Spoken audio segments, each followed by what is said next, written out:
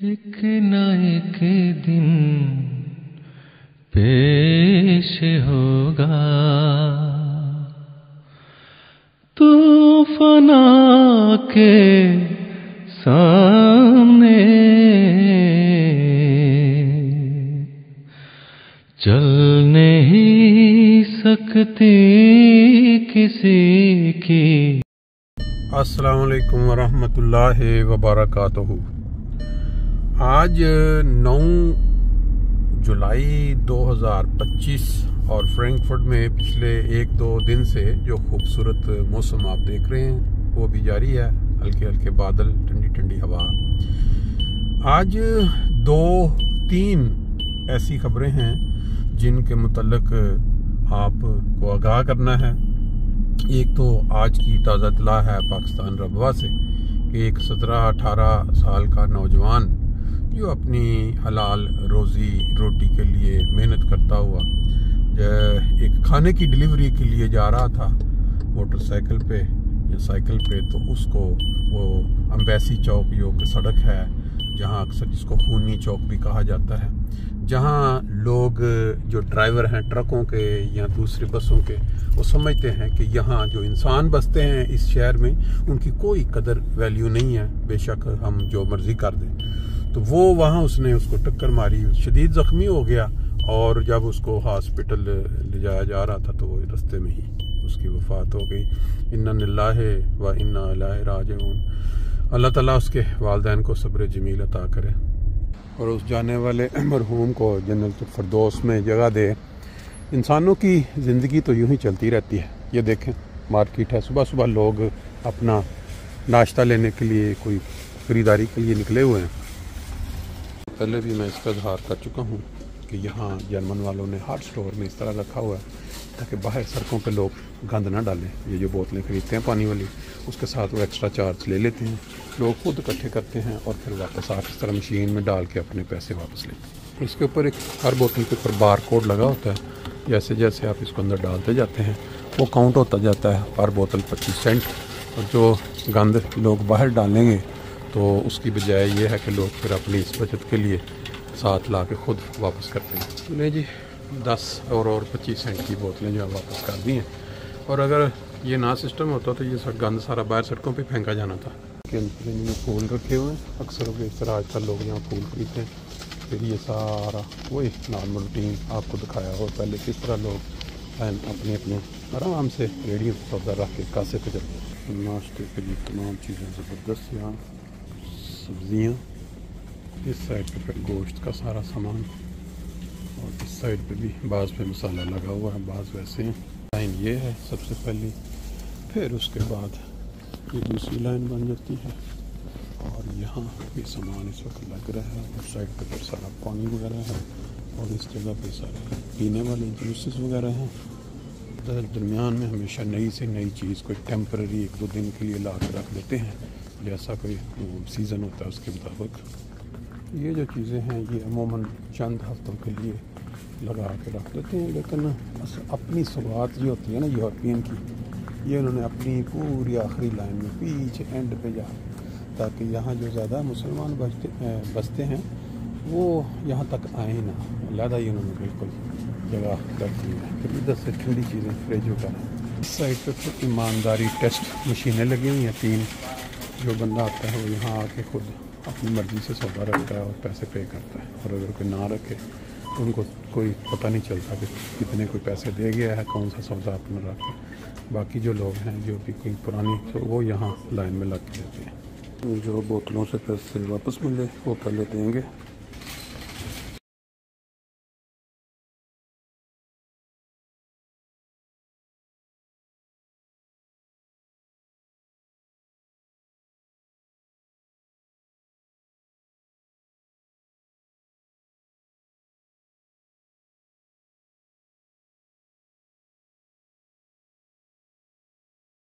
کل سے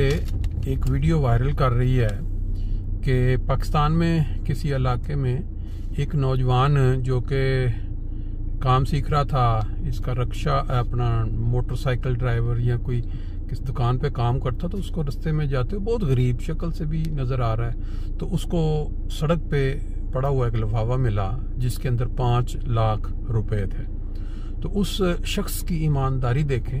غربت کے باوجود کہ جس ملک میں لوگ بھوک سے مر رہے ہیں، خودکشیاں کر رہے ہیں، اور اس کی حالت بھی، اس نے وہ لفافہ جا کے اپنا جو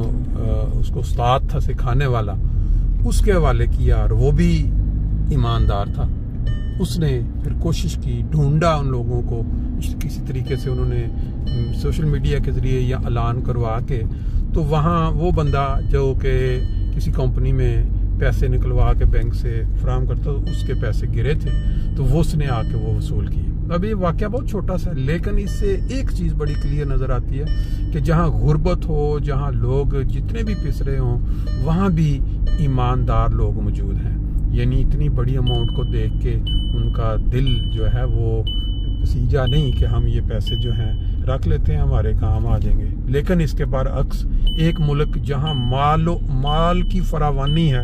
اور جہاں لوگوں کے غربت کے لیے انتظام کیا گیا ہے، سوشل سسٹم ہے، وہاں ایک بسنے والا مسلمان شخص، اور مسلمان بھی ایسا کہ اس کے ٹک ٹاک کے اوپر تقریباً 2.5 لاکھ فالوورز ہیں، اور وہ اس طرح جرمن بولتا ہے کہ اگر انسان اس کی ایک ویڈیو دیکھ لے تو بندہ اس کا مداح ہو جاتا ہے، اپنے بچوں کا حوالہ دے کے بولے گا اور بتائے گا کہ اسلام کیا ہے، نبی کریم صلی اللہ علیہ وسلم کی تعلیم کیا تھی اور اسلام کیا سکھاتا ہے۔ بڑا ہی انفلوئنسر جس کو بولتے ہیں۔ آپ سمجھ لیں کہ پاکستان کے اندر مولانا طارق جمیل کو لے لیں، یا وہ ایک اور ہیں بڑے مشہور شخص جس نے میرا نام نکل گیا، بہت سارے ایسے انفلوئنسر ہیں جن کے لاکھوں میں مداح ہیں یا سبسکرائبر ہیں سننے والے۔ اسی طرح یہ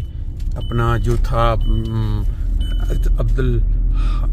عبدالحمید نام اس کا، یہ بیسیکلی کس ملک کا ہے پیچھے پتہ نہیں، لیکن جرمن نیشنلٹی، جرمن میں پرانا بچے ہیں، تو اس کا ٹک ٹاک اکاؤنٹ سے لاکھوں میں آمدنی ہو رہی تھی، لاکھوں میں نہیں تو چلو ہزاروں میں کہہ سکتے ہیں۔ پہلے اس کے اوپر ایک پرچہ ہوا، وہ جو انتظامیہ جو یورپ کے اندر جرمنی میں جو سوشل دینے والے لوگ، جو کمپنی ہوتی ہے جو بھوکے ہوں یا کچھ جن کی آمدنی کم ہو، ان کی وہ مدد کرتے ہیں، اور کھانے پینے کا اور گھر کا کرایہ، پہلے ان کی طرف سے اس پہ کیس چل رہا تھا دھوکے کا، بتروک کا، کہ اس کو تقریباً 40-50 ہزار یورو جو ملے ٹک ٹاک سے کمائی یا سوشل میڈیا سے، اس نے وہ نہیں دی اور وہ لیتا رہا آگے گورنمنٹ سے، وہ کچھ عرصے سے۔ لیکن اب اس کی جو پچھلے سال اکتوبر میں غالباً گرفتاری ہوئی ہے، اس کو باقاعدہ اریسٹ کیا گیا ہے کہ اس نے ایک مشہوری، اپنی مقبولیت کا فائدہ اٹھاتے ہوئے اس نے لوگوں کو اس طرف توجہ دی کہ آپ لوگ جو ہے نا وہ صدقہ دیں ان غریب لوگوں کے لیے جو پسرے ہیں فلسطین میں یا اور ممالک میں جو غریب لوگ ہیں۔ تو لوگوں نے اس کو 500,000 کے قریب جو ہے وہ ڈونیشن کی، صدقہ سمجھ لیں یا ڈونیشن، تو اس نے اس میں سے 1 سینٹ بھی مددگار غریب لوگوں یا وہ جو جن کی مدد کے لیے اس نے جمع کیا تھا نہیں دیا، بلکہ اس نے اسے مہنگی گاڑیاں خریدی اور لکسس لائف جو ہے اس نے شروع کی۔ اب اس کے اوپر لوگوں کے مختلف تبصرے آئے ہوئے ہیں، اس کی جو ہے میں اس کی تصویر بتانے کا مقصد کیا تھا کہ غربت کے باوجود ایک شخص 5 لاکھ جو ہے وہ آ کے پکڑاتا ہے اور وہ مالک کو پہنچتا ہے، اور ایک جگہ جہاں عمارت ہے اور ہر جگہ سے سیکیورٹی ہے، وہاں ہزاروں کمانے والا شخص مذہب